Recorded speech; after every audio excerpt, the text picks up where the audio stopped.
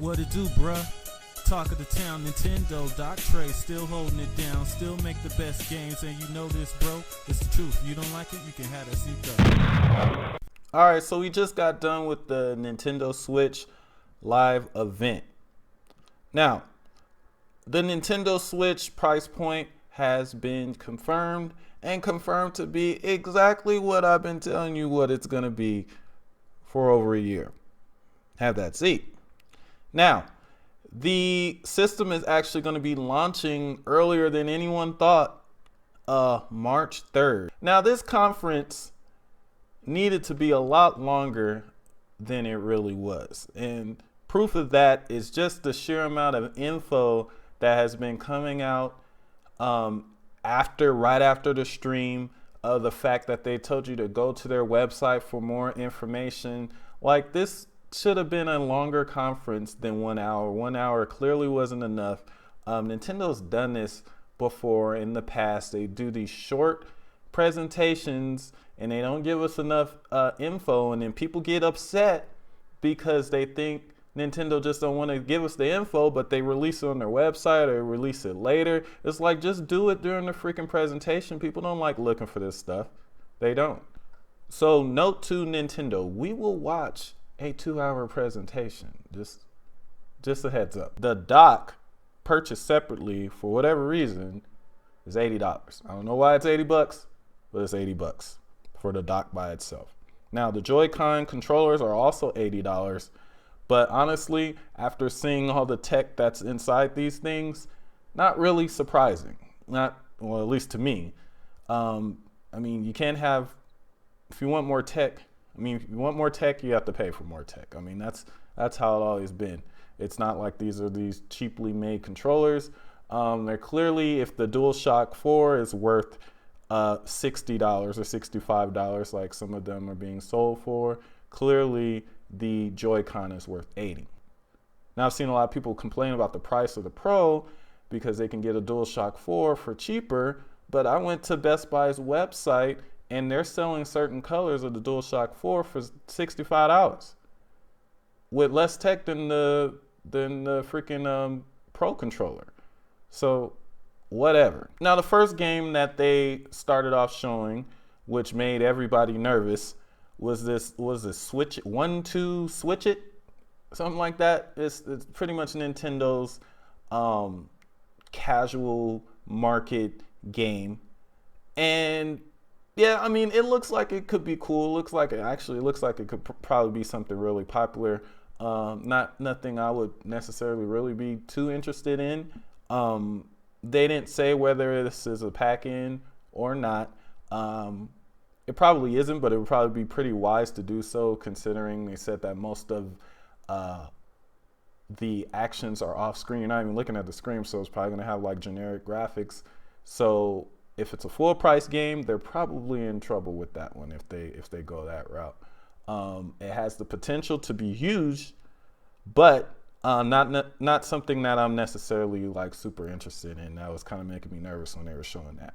But then they get to Super Mario Odyssey, taking Mario back to the free roaming of Mario 64 or Super Mario Sunshine, and it looked freaking amazing.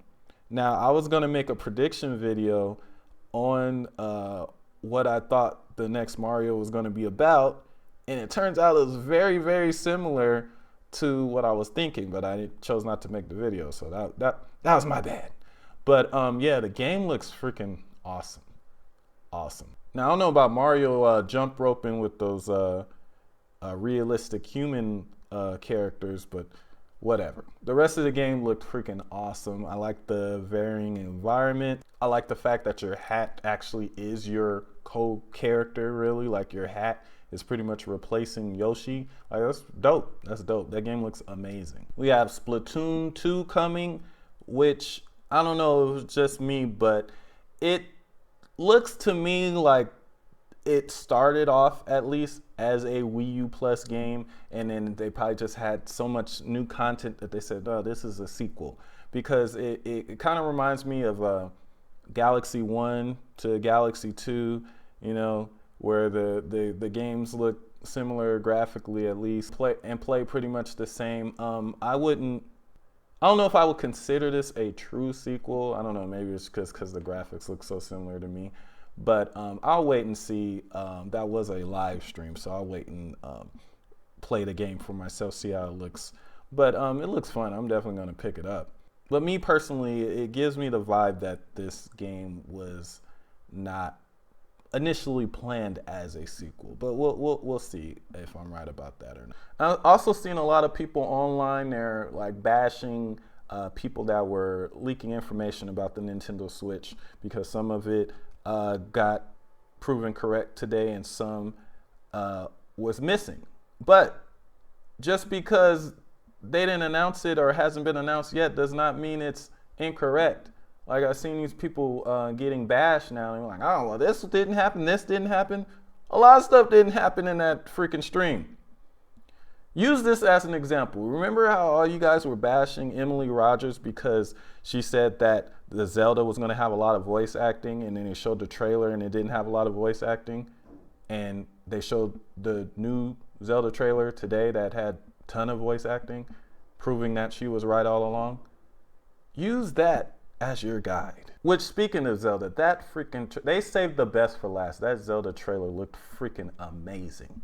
Amazing. That crap looked awesome. Can't wait for that, and it's gonna be a launch game. Day one launch game.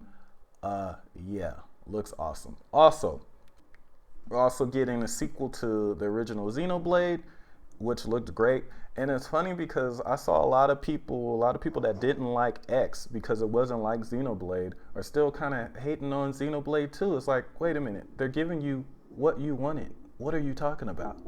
But anyway, yeah, it looks awesome.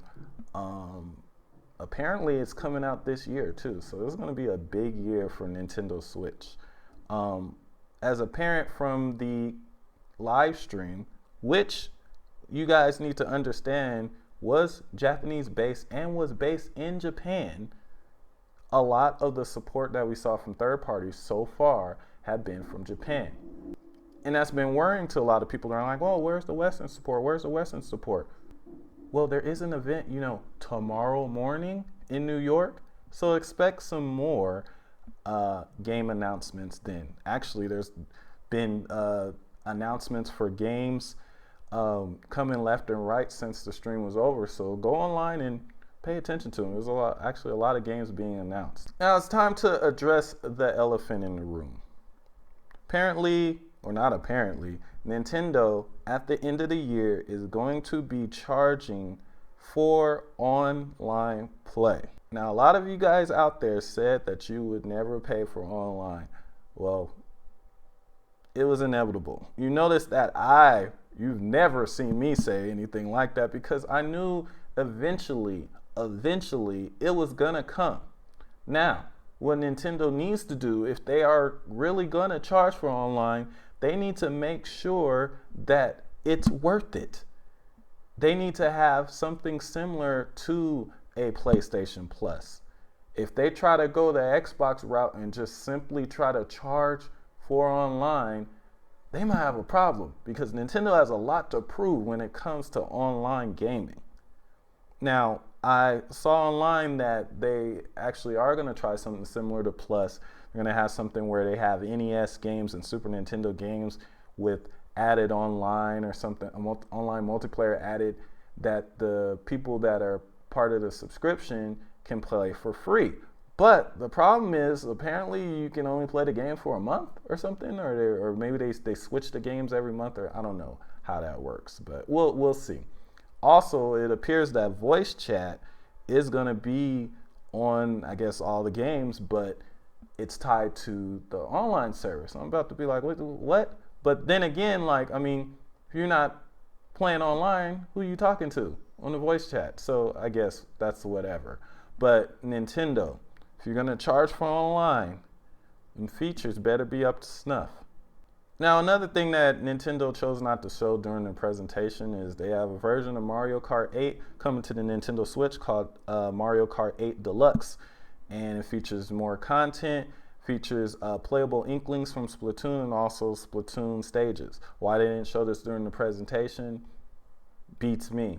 But again, like I said, there's full days of presentations and live streams and gameplays and announcements tomorrow, which makes some of the videos that we upload today kind of incomplete because we really don't know the full picture. But let me know what you guys think in the comment section. Well, I'm sure you will. Thanks for watching. Make sure you subscribe if you're not already. And if you are subscribed, make sure YouTube keeps you subscribed because they've been unsubscribing niggas at random. And have that seat.